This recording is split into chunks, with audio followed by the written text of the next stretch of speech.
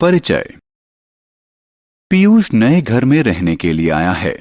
वह सुबह उठकर अपने पापा मम्मी के साथ बालकनी में खड़ा होता है। सुबह की शांति में वह एक अलग प्रकार की आवाज सुनता है। वह आवाज पंप हाउस से आती हुई लगती है। उसने इस आवाज के बारे में अपने पापा से पूछा। पीयूष के पापा ने उसे बताया कि पंप हाउस भूमि के भीतर से जल को बाहर निकालता है, जिससे यहाँ के सभी घरों में इस जल की आपूर्ति की जा सके। पीयूष को आश्चर्य हुआ, क्या भूमि के भीतर असीमित जल है? इस पाठ में हम जल प्रबंधन के महत्व के बारे में जानेंगे। उद्देश्य। इस पाठ के अंत में आप निम्न करने में सक्षम हो जाएंगे। भूमिगत जल के अवक्षय के कारकों को समझना, जल अपव्यय के तरीकों को सूचीबद्ध करना, बेहतर जल प्रबंधन की विधियों को सूचीबद्ध करना, जीवन में जल की कमी के प्रभावों को समझना।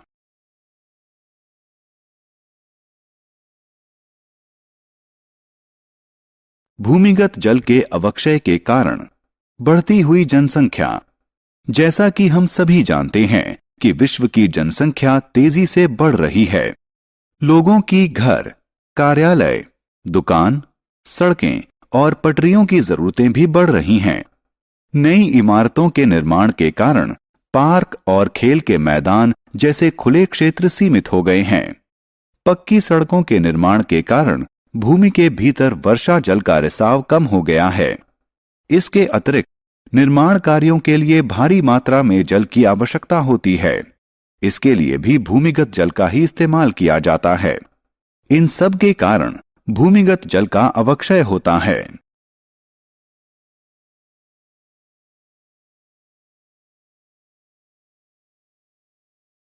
भूमिगत जल के अवक्षय का कारण। बढ़ते उद्योग। उद्योग आधुनिक विश्व के महत्वपूर्ण स्तंभ हैं। उद्योगों के बिना जीवन की कल्पना करना असंभव है। हमारे द्वारा दैनिक जीवन में इस्तेमाल किए जाने वाले लगभग सभी चीजें जैसे कपड़ा, कागज, औषधियां, कॉस्मेटिक्स इत्यादि उद्योगों में ही निर्मित होती हैं। औद्योगिकरण एक सतत चलने वाली प्रक्रिया है जिसका कोई अंत नहीं है। बढ़ती हुई जनसंख्या की बढ़ती हुई जरूरतों को पूरा करने के लिए प्रतिदिन नए उद्योग स्थापित हो रहे हैं। ये उद्योग उत्पादन प्रक्रिया के लिए प्रतिदिन भारी मात्रा में भूमिगत जल का इस्तेमाल करते हैं, जिस कारण भूमिगत जल का अवक्षय होता है।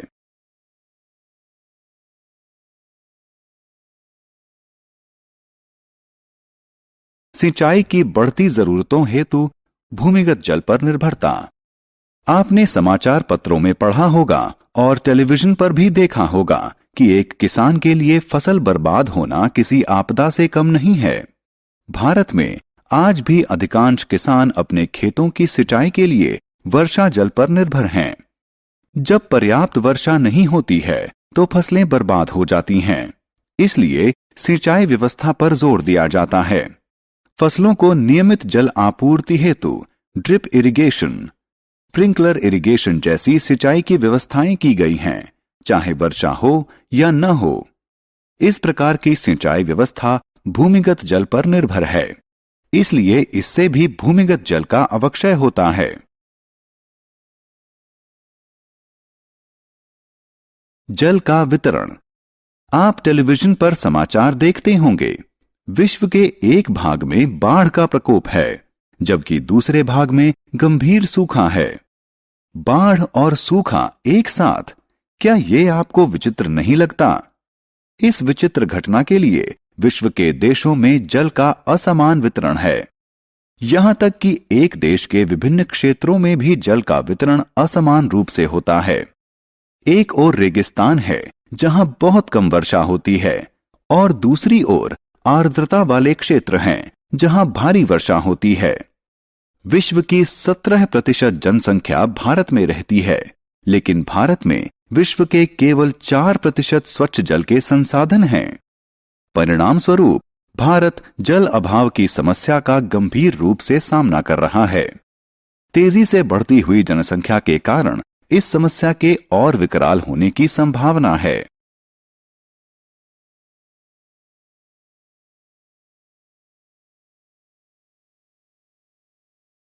जल का कुप्रबंधन।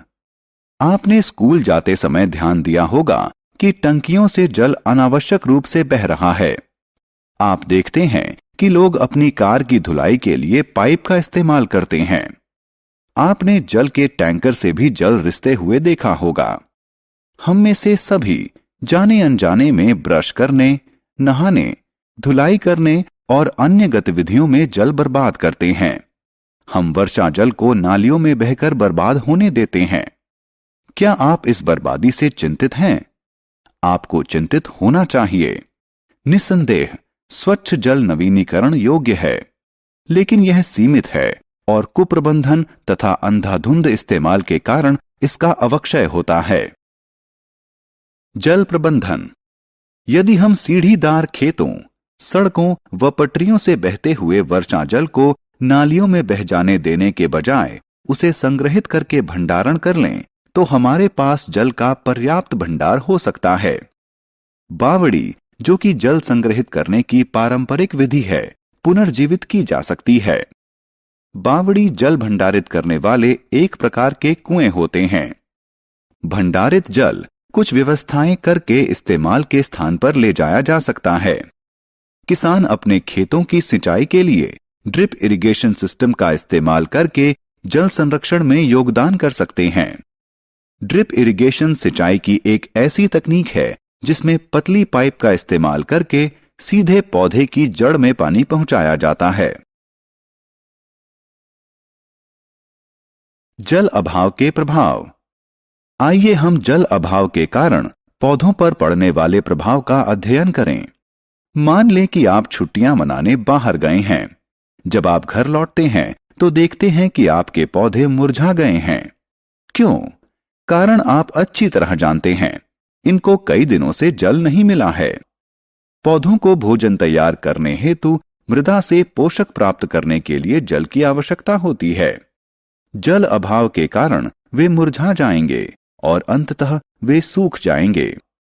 इस तरह जल अभाव के कारण पृथ्वी से हरियाली समाप्त हो जाएगी, जिसके कारण वर्षा में कमी होगी और ऑक्सीजन की आपूर्ति में भी कमी आ जाएगी। पेड़ पौधों में कमी का अर्थ है कि भोजन में कमी। इस तरह जल के दीर्घकालिक अभाव के कारण पृथ्वी पर प्रत्येक जीव की उत्तरजीविता असंभव हो जाएगी।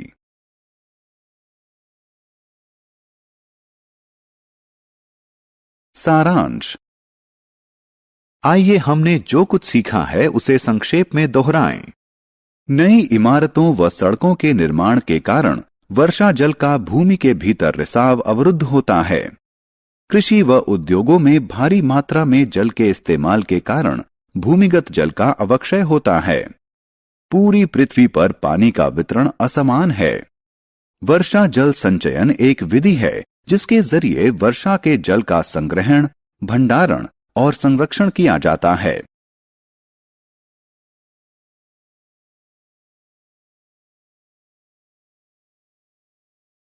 बावड़ी एक प्रकार के कुएं हैं जिनमें जल का भंडारण किया जाता है। ड्रिप इरिगेशन सिंचाई की एक ऐसी तकनीक है जिसमें पतली पाइप का इस्तेमाल करके सीधे पौधे की जड़ में पानी पहुंचाया जाता है। जल के दीर्घकालिक अभाव के कारण पृथ्वी पर प्रत्येक जीव की उत्तरजीविता असंभव हो जाएगी।